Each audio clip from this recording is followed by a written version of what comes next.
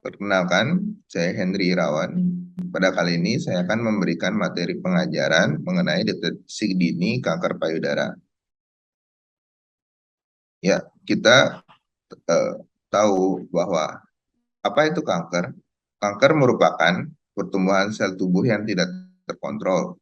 Nah, pertumbuhan itu tidak mengikuti pola pembelahan dan kematian sel yang normal. Sifatnya adalah destruksi lokal dan juga ada penyebaran jauh atau metastase. Nah, di istilah kedokteran, mana tumor itu adalah suatu benjolan di dalam badan, di badan. Tetapi tumor ganas itulah yang disebut sebagai kanker. Dan kita tahu bahwa data di dunia berdasarkan WHO tahun 2020, di mana kanker paling banyak yang ada diderita oleh laki-laki dan perempuan, paling nomor satu adalah kanker payudara, terutama pada perempuan. Di sini paling nomor tinggi. Sedangkan kalau di laki-laki, yang nomor satunya adalah kanker paru. Nah, kemudian kita lihat untuk angka kejadian dan angka kematian, kanker payudara menempati posisi paling tinggi. Angka kejadiannya kurang lebih 44 per 100.000 orang. Ya. Nah, bagaimana keadaan di Indonesia? Nah, di Indonesia sendiri kita lihat dari yang paling atas, di mana kalau pada laki-laki tetap tadi kanker paru, sedangkan pada perempuan kanker payudara menempati nomor satu. Nah, untuk di Indonesia secara keseluruhan baik laki-laki maupun perempuan, nomor satu adalah kanker payudara, breast cancer, 16,6%. Nah, kemudian kita bisa lihat data statistik yang di bawah sini, di mana eh, kanker payudara itu menempati posisi yang paling tinggi atau nomor satu. Nah, oleh karena itu menjadi suatu perhatian. Nah, kita lihat lagi di sini di paling atas adalah angka kejadiannya kasus baru di kanker payudara di Indonesia 16,6% dan kematiannya itu kalau di ranking atau diurutkan itu kematiannya nomor 2, 9,6%. Nah, sedangkan angka kejadian dalam 5 tahun terakhir kanker payudara menempati posisi yang tinggi, yaitu 148,1 per 100.000 orang. Nah, kita harus mengetahui definisi dan data-data yang ada bahwa kanker payudara itu merupakan satu keganasan yang berasal dari sel kelenjar, saluran kelenjar, dan jaringan penunjang payudara, tidak termasuk di kulit payudara. Kanker ini banyak diderita oleh perempuan, wanita. Seperti yang tadi sudah saya sampaikan, ini menurut Menkes 2010, insidennya 26, sedangkan sekarang sudah lebih tinggi lagi. Kemudian, jumlah kematian pun ini 2011, 14%. Pada data terbaru lebih tinggi. Nah, ini harus jadi perhatian bahwa lebih dari 50% kasus itu datang dengan stadium yang lanjut. Dan 95% pada wanita yang terdiagnosis pada tahap awal, dia dapat bertahan hidup lebih dari 5 tahun setelah terdiagnosis. Nah, ini sama insiden dan kematian meningkat berkaitan juga dengan gaya hidup dan adanya datang terlambat ke fasilitas kesehatan. Nah, oleh karena itu adanya dengan beban penyakit, beban finansial, lebih dari 50% itu datang dengan stadium lanjut akan meningkatkan pengeluaran juga untuk pengobatan, untuk perawatan. Nah, ini peningkatan penderita kanker payudara berusia di bawah 40 tahun itu sudah mulai banyak atau sudah mulai menunjukkan angka kejadian yang lebih besar dibandingkan tahun-tahun sebelumnya, terutama di Asia. Nah, oleh karena itu, kita harus perhatikan bahwa awareness atau kesadaran kanker payudara ini pada wanita itu kurang, dan adanya praktek yang tidak ilmiah ataupun data-data yang tidak sesuai di masyarakat. Nah, itu beredar di media luas. Oke, next ya, kita lihat anatomi di mana payudara itu berada di dinding dada, di bagian dada, bagian depan, dan di situ terdiri dari ada nipple atau putih susu, areola, kemudian di sini ada ductus, dan di sini ada lobulus. Nah, payudara ini juga dihubungkan dengan ada jaringan ikat atau stromal, dan sini adalah jaringan adiposa atau lemak, dan ada fasia yang menyangga dari payudara, fasia Cooper. Nah, di sini kita lihat bahwa payudara itu sampai ke bagian ujung dekat ketiak, dan di sini adalah kelenjar getah bening yang menjadi area perhatian. Apabila terjadi kanker payudara, dia akan bermetastasis atau menyebar ke sini. Oke, faktor risikonya. Faktor risikonya pertama kan diet dan faktor berhubungan dengan diet, berat badan yang naik, diet banyak lemak, alkohol, kemudian adanya radiasi pada saat pertumbuhan payudara. Kemudian ada faktor yang lain, yaitu hormonal dan reproduksi, yaitu menarche kurang dari 12 tahun, menopause lebih dari 50 tahun, tidak punya anak, melahirkan anak pertama pada saat usia lebih dari 35 tahun, menggunakan kontrasepsi oral lebih dari 7 tahun, tidak menikah atau infertil, dan tidak menyusui. Kemudian ada juga kelainan dari kanker payudara jinak yang termasuk atipikal ductal hiperplasia dapat menjadi risiko menjadi kanker payudara. Dan yang ini kita harus perhatikan bahwa genetik yang diturunkan dari garis keturunan ibu atau nenek ke anak perempuannya. Kemudian penghambat deteksi dini, yaitu dari sisi pasien, itu bisa menutupi kelainan dengan pakaian, adanya kurangan biaya, kurangan pengetahuan, atau yang terakhir takut didiagnosis kanker. Nah, bagaimana faktor penghambatnya? Bisa dari sisi dokter belum cancer minded, belum mau merujuk dari rumah sakit, sarana diagnostik, terapi dan tenaga ahli kurang, atau rumah sakit selalu penuh.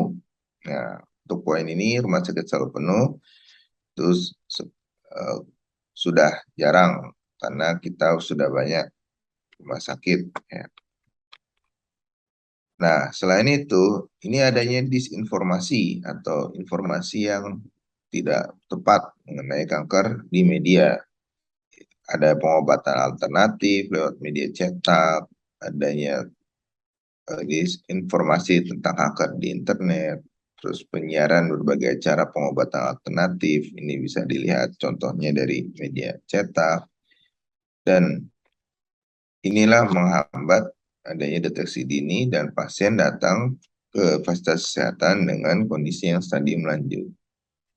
Nah, solusinya bagaimana? Dengan cara mendeteksi dini, diagnosis, penata laksanaan, dan akan bersifat cost efektif. Dan ini berdasarkan evidence base atau bukti-bukti yang sudah ada dengan adanya keterbatasan fasilitas. Nah, ini dia ada data di mana kanker payudara kita bisa deteksi sejak dini. Apabila pemeriksaan klinis oleh dokter dapat mendeteksi sampai kurang lebih 85% bahwa benjolan atau tumor di payudara itu adalah kanker. Dan kita tambah dengan mamografi itu sampai 90% mendeteksi. Kemudian dari benjolan itu kita biopsi, terdeteksi sampai 91%. Itu hanya kalau biopsi saja. Ini mamografi saja. Kemudian ini pemeriksaan klinis saja. Tetapi apabila tiga modalitas ini kita gabungkan, mulai dari pemeriksaan klinis yang baik, mamografi, dan biopsi, kita dapat mendiagnosis bahwa benjolan ini adalah positif dia kanker payudara hingga 99,5%.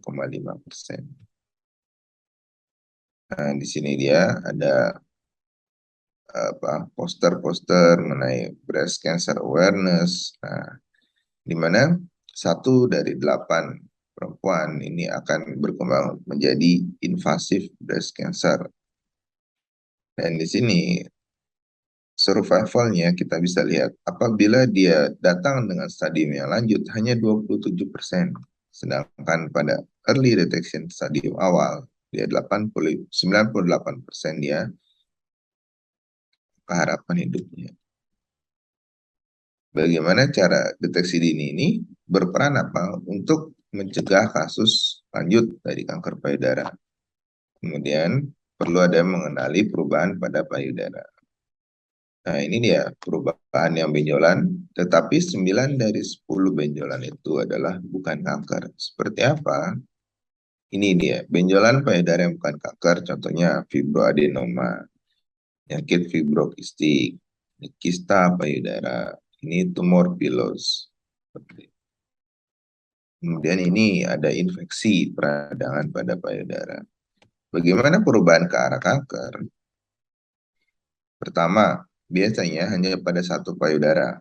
Kemudian perabaannya keras, permukaannya tidak rata, terfiksasi atau tidak mudah digerakkan, dan seringkali dia tidak nyeri. Nah, poin nomor ini tidak nyeri itu sering terabaikan oleh pasien karena tidak nyeri, ada benjolan, dia diamkan.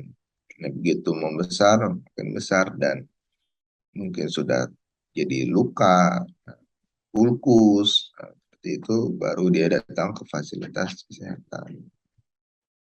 Nah, perubahan pada kulit bisa ada kemerahan, pimpling, terus ada seperti kulit jeruk atau podorans, itu.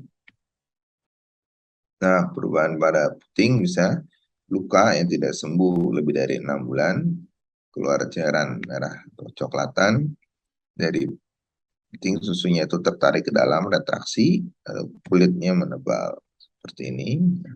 Nah, contohnya. Nah, ini contoh-contoh kasus terlambat ya, di mana dia benjolannya sudah uh, padat, terfiksasi, bahkan yang kasus nomor 2 ini dia payudaranya sudah hilang dia. Nah, ini ya nomor 3 ada ulkus, borok di sini, seperti itu. Ya. Nah, ini kita lakukan operasi pembedahan dan dilakukan rekonstruksi. Nah, ini deteksi dini kita tujuannya apa? Mengenali faktor risiko, pemeriksaan klinis payudara, dan pemeriksaan payudara sendiri. Ini faktor risiko yang tadi saya bilang. Nah, pemeriksaan klinis payudara ini dapat mendeteksi sampai 95%, 85% kanker payudara dan dianjurkan dilakukan 3 tahun sekali untuk wanita usia 20-30 tahun, dianjurkan 1 tahun sekali untuk wanita usia lebih dari 40 tahun. Tujuannya apa? Untuk mendorong wanita untuk melakukan pemeriksaan payudara sendiri. Sebagian besar benjolan itu ditemukan oleh pasiennya dia sendiri. Kemudian waktu yang terbaik untuk memeriksa adalah 7-10 hari setelah hari pertama menstruasi. Kemudian tetap periksa sebulan sekali walaupun sudah menopause. Dan boleh dilakukan aman oleh wanita hamil, menyusui, ataupun dengan implan. Dan dia sadari bagaimana prosesnya. Jadi pertama pasien wanita posisi berdiri di depan cermin dengan tangan di pinggul, kemudian lihat ada perubahan bentuk payudara, ukuran, warnanya, terus rasa sakit nggak pada saat posisi normal, dan ada bengkak atau tidak. Kemudian yang kedua, angkat tangan, misalkan kita memeriksa yang payudara kiri, otomatis angkat tangan kiri, kita periksa dengan payudara kanan. Periksa dengan tangan kanan, kita lihat apakah payudara di sebelah kirinya dia itu tertinggal atau tidak. Begitu pula dengan sebaliknya, periksa yang kanan, otomatis tangan kanan yang di atas kita periksa dengan tangan kiri. Kemudian lihat apakah ada cairan yang keluar dari puting susu. Kemudian ada warnanya apa, seperti susu, cair, nanah, ataupun darah. Nah, kemudian posisi berikutnya adalah dia berbaring. Kan, kalau berbaring tetap seperti yang tadi, misalkan memeriksa yang kiri, otomatis tangan kiri berada atas, di atas kepala. Kalau misalkan dia memeriksa yang kanan, berarti tangan kanan berada di atas kepala dan kita periksa dengan tangan kiri. Nah, yang perlu diperhatikan adalah menggunakan 3 jari. Ini dia. 1, 2, 3. Nah, 3 jari kita lakukan penekanan mulai dari puting susu sampai ke arah luar, melingkar. Selain melingkar, ini bisa juga dia naik turun ya, misalnya dari sisi dalam keluar, kita periksa perlahan-lahan naik terus sampai ke arah ketiak. Ulangi langkah selanjutnya untuk payudara yang satunya. Kemudian kita periksa ini dia sampai di ketiak, kita periksa adakah pembesaran atau tidak di bagian ketiak. Itu kita mengetahui apa kelenjar getah bening di ketiak. Nah, ini contoh sadari dalam 3 langkah, berdiri cermin, berkaca pinggang, tiduran dengan memeriksa payudara. Ini bisa tadi melingkar, ataupun dia naik turun ya, sini dari bawah ya, bawah ke atas, itu juga boleh. Yang penting seluruh kuadran atau area di payudara ini diperiksa. Yang ketiga adalah pencet di daerah puting susu, kita evaluasi adakah cairan yang keluar atau tidak. Nah, mengapa perlu ada sadari pada yang perempuan yang tidak melakukan sadari ini, dia menemukan benjolan pada ukurannya besar seperti ini. Sedangkan dia jarang-jarang melakukan sadari, dia evaluasinya dia benjolannya sedang segini. Apabila dia sering melakukan, maka dia akan lebih kecil lagi dapat menemukan benjolan pada payudaranya. Ini diagnosisnya kita lakukan dengan anamnesis, pemeriksaan fisik, pemeriksaan penunjang, dengan USG, dengan aksila, mamografi, ronsen toraks, untuk evaluasi adanya dia penyebaran tidak ke paru-paru, kita lakukan biopsi dan pemeriksaan imunohistokimia, itu ER, PR, HER2, Ki67, dan untuk mengetahui subtipe dari kanker payudara. Yang kita bisa lihat di sini adalah subtipe kanker payudara, ada luminal A, luminal B. Luminal B pun ada 2 ya, luminal B HER2 negatif dan luminal B HER2 positif, kemudian HER2 type dan TNBC. Nah, ini stadium. Stadium kita evaluasi berdasarkan apa? TNM, tumor, node, dan metastasis. Dikategorikan menjadi stadium 1 sampai stadium 4. Nah, stadium 1 dan 2 inilah yang disebut sebagai early breast cancer atau EBC. Kemudian stadium 3 dan ini baik 3A, B, C itu disebut sebagai LABC, locally advanced breast cancer. Sedangkan stadium 4 ini sudah metastasis, metastatic breast cancer. Jadi TNM ini kita buat mengetahui sudah sejauh mana progresivitas dari kanker payudara. Ya, otomatis terapi pertama adalah untuk kanker solid adalah pembedahan. Kemudian ada kemoterapi, baik neoadjuvan, adjuvan, dan radioterapi, hormonal terapi, itu dibagi dua, premenopause dan postmenopause. Nah, untuk yang ini, goserelin atau leprolelin itu untuk supresi ovarium, ya, seperti itu. Nah, kemudian ada targeted terapi, HER2 type, CDK4/6, kemudian PARP inhibitor, dan yang terbaru adalah imunoterapi anti PD-1, pembrolizumab. Nah, untuk yang ovarian supresi pun kita bisa tambahkan dengan ovarektomi apabila memang pasien sudah tidak ada atau tidak menginginkan punya anak kembali. Itu untuk yang premenopause ya, ovarektomi. Nah, di sini contoh-contohnya saja yang gambar di pertama di sini di kiri atas ya. Ini kita lakukan modified radical mastectomy. Jadi seluruh dari payudara ini dibuang dengan kelenjar ketiaknya kita ambil.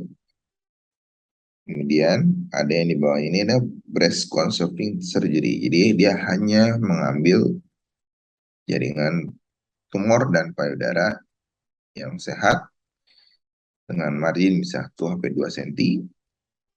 Nah, kemudian dilakukan dengan diseksi kelenjar getah bening.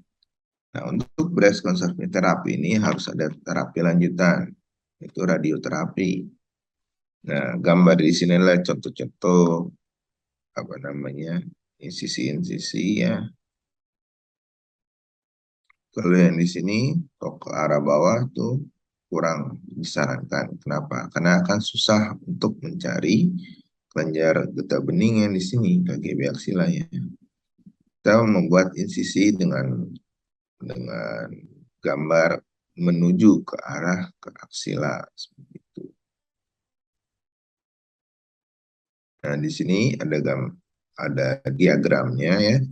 Mastektomi, ini contohnya. Modified radical mastectomy ada yang Patnais, Scanlon, Auchinleus. Seperti itu. Kalau kita sampai di Auchinleus saja, tidak jarak, tidak memotong sampai pectoralis mayor, tidak memotong sampai pectoralis minor, seperti itu. Ataupun membuang pectoralis minor, itu kan Pate dan Scanlon. Ya, tetapi apabila dia terjadi perlengkatan di pectoralis, otomatis kita lakukan pengambilan sehingga pectoralis mayor dan minor kita bisa lakukan Halsted radical mastectomy seperti itu. Ini dia breast cancer survival by stage. Kita lihat di mana stadium awal dia itu survival setelah terdiagnosis itu hampir lebih dari 80%. Ini mungkin 90% pada stadium 1. Dan stadium 2 80%, ini stadium 2B menurun lagi 60%, dan seterusnya sehingga stadium 4 harapan hidup hingga 6 tahun setelah diagnosis di bawah 20%. Oke, kita simpulannya bahwa kanker payudara itu dapat dideteksi secara dini untuk meningkatkan angka kesembuhan. Otomatis dengan cara yang sederhana, yaitu pemeriksaan klinis payudara ke dokter dan pemeriksaan payudara sendiri. Oke, lawan kanker bersama kita sehat. Sekian presentasi dari saya, dan di sini bahwa yang harus digarisbawahi adalah kanker merupakan satu penyakit yang dapat diobati jika dideteksi secara dini atau deteksi awal ya. Apabila datang dengan stadium yang lanjut, itu angka modalitas kita untuk melakukan terapi semakin berkurang, otomatis untuk penyembuhan hingga 100% itu sedikit sekali. Oke, sekian presentasi. Terima kasih.